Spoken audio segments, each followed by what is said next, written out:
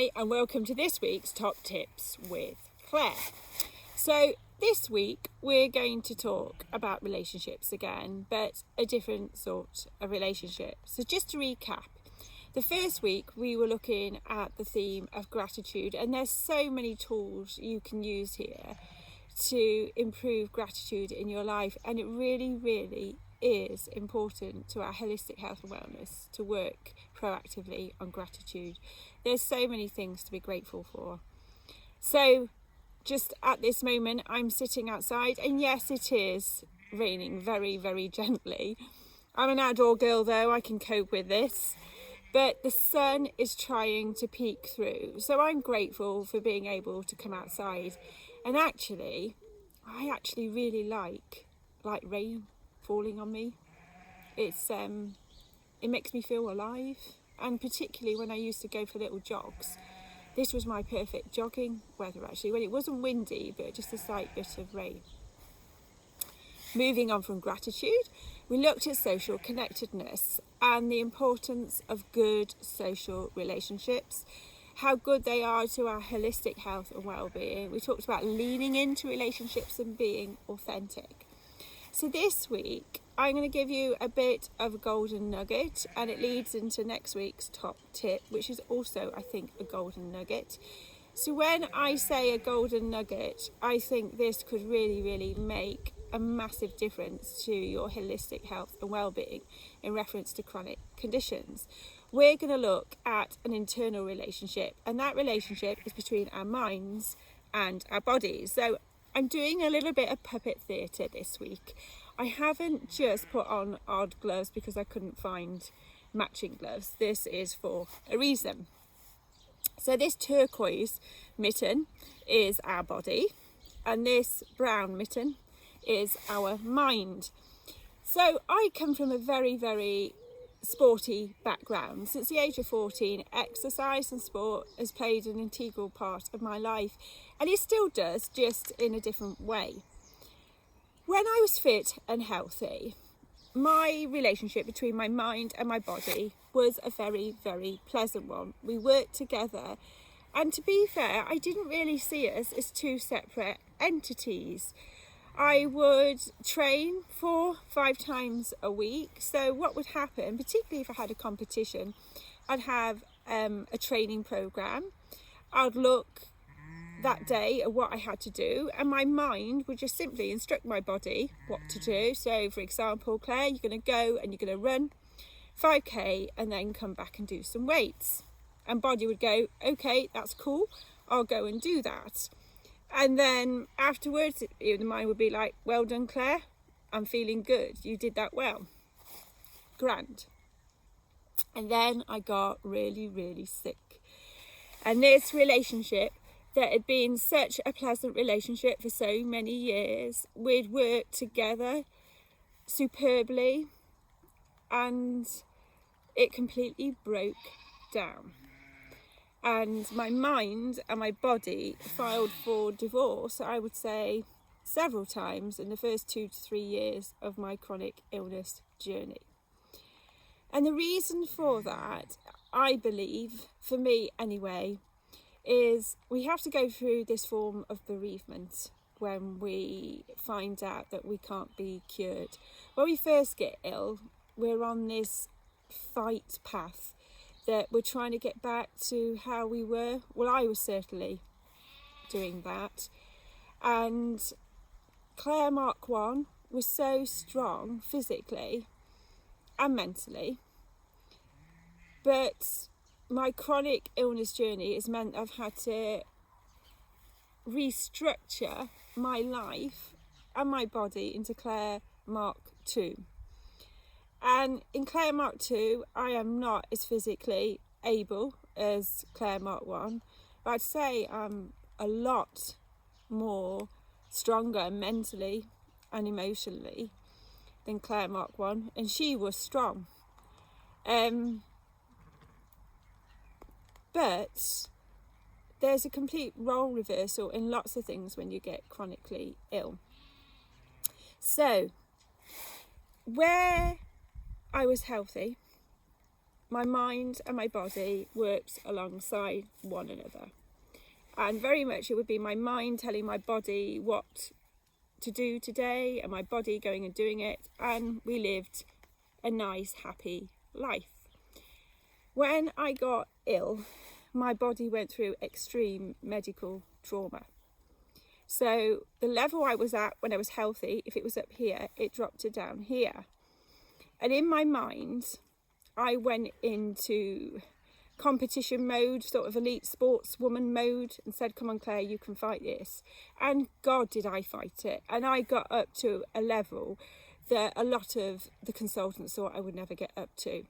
So that was absolutely fantastic. But what I've had to do is this complete readjustment over the years.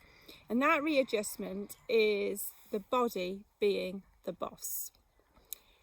My body and my mind, since I became chronically ill, have very much become two separate entities. And they are beginning to work a lot better together.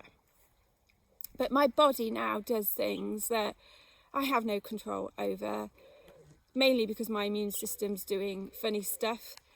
And sometimes I don't get any warning either. It just comes on.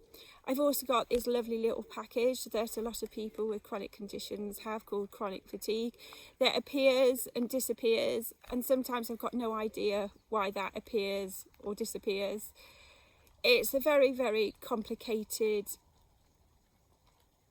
body when you've got chronic conditions, and even like the top consultants can't understand exactly what's going on with some of our chronic conditions. This role reversal took years, if I'm honest. It didn't just happen. I think when you go through this form of bereavement, it leads to acceptance, and then that leads to adaptation. And acceptance and adaptation are crucial in managing chronic conditions, but also living a happy and healthy life with chronic conditions. So my body dictates to my mind now what it can and can't do. And the crucial thing is here, my mind has to say, right body, you're the boss, I'll do exactly what you want, I'll implement the management strategies for you, I will look after you, I will be kind to you. That has taken years for me to do well. I'm about 80-85% there now. So what I'm trying to do is get my mind and my body working in equilibrium again, so I can have more peace in my life. And that certainly is the case now. So the golden nugget here is that your body is the boss. Don't let your mind tell you what you should be doing or what you want to do if your body is giving you other messages. Dr. Lisa Rankin does this really nicely, I think. She talks about how our body whispers to us, and it does this very gently in most cases, and if we ignore them, then the whispers become louder and louder, and if we still ignore them, then major things do occur. I have really got into listening to the whispers of my body at the earliest stage, and it's working for me really, really well. To give you an example of how I do this, so on Monday I woke up feeling quite energized and I checked in with my body. So I check in with my body maybe 2-3 times a day, depending on what's going on. It can be more of that if I'm doing something quite challenging. Monday afternoon, for no reason at all, my chronic fatigue appeared, and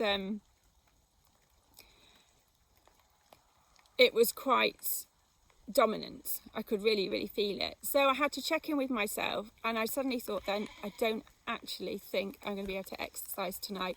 When it got to that stage of exercising, when I had to get changed, I said to myself, what are we doing, Claire? And it was a no-go. So I didn't exercise.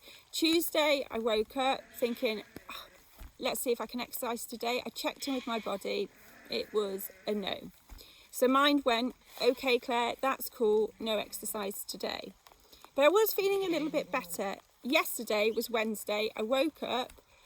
I asked my body how it was, and it said, I'm good today, I think we can exercise. And when it came to the evening of exercising, it said, yes, go for it, Claire. And we went and exercised, and it was superb, and I felt great. It was at the right level and for the right time. It was a win-win. Had I exercised Monday night when my chronic fatigue appeared, yesterday would have been a wipeout, and probably today, and I would have got really frustrated with myself. My mind would have been not in the best place. So it really, really does work this. So what I want you to do is check in with your body 2 or 3 times a day. Really listen to it. Listening is a real skill. Listen to your body, see what it's saying, and then this is part 2 of that. Let your mind put into place management strategies to allow your body either to rest or to be energized. But it all comes back to the body being the boss. So that's where I want to leave this week. Next week we're going to carry on a little bit with the puppet theatre, because there's an extension of this between the relationship between the mind and the body, which I think could really help you as well. But remember, body rules. So stay safe, keep smiling, and I'll see you next week. Bye.